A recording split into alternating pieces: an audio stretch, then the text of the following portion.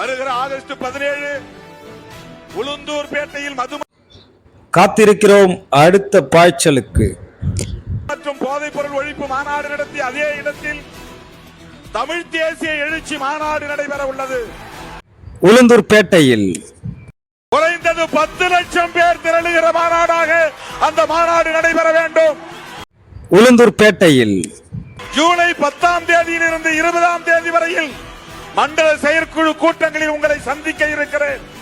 உளுந்தூர்பேட்டையில் நாம் எந்த நோக்கத்திற்காக களத்தில் நிற்கிறோமோ அதே வீரியத்தோடு அதே துடிப்போடு மீண்டும் சந்திப்போம். வணக்கம் மக்களே. தலைவர் டாக்டர் திருமா அவர்கள் அதிகாரப்பூர்வமாக அறிவித்துள்ளார். உளுந்தூர்பேட்டையில் ஆகஸ்ட் 17 தமிழ் தேசிய எழுச்சி மாநாடு. உளுந்தூர்பேட்டையில் ஏற்கனவே நடந்த மது மற்றும் போதைப்பொருள் ஒழிப்பு மாநாடு நடந்த அதே இடத்தில் ஆகஸ்ட் 17 உளுந்தூர்பேட்டையில் தமிழ் தேசிய எழுச்சி மாநாடு நடக்க இருக்கிறது. அனைவரும் அலைகடல் என தலைவர் சொல்வது போல் 10 லட்சத்துக்கும் மேலாக திரள வேண்டும்.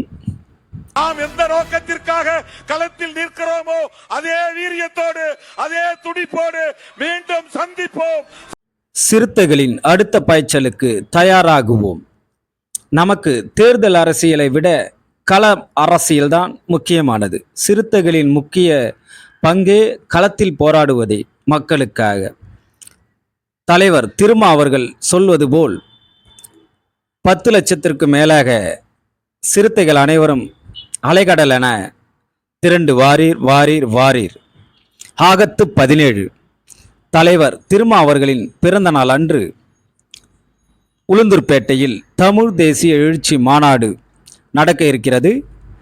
சிறுத்தைகள் அனைவரும் கலந்து கொண்டு அலைகடல் என திரண்டு இந்த மாநாடை வெற்றி பெற செய்யுமாறு கேட்டுக்கொள்கிறேன்.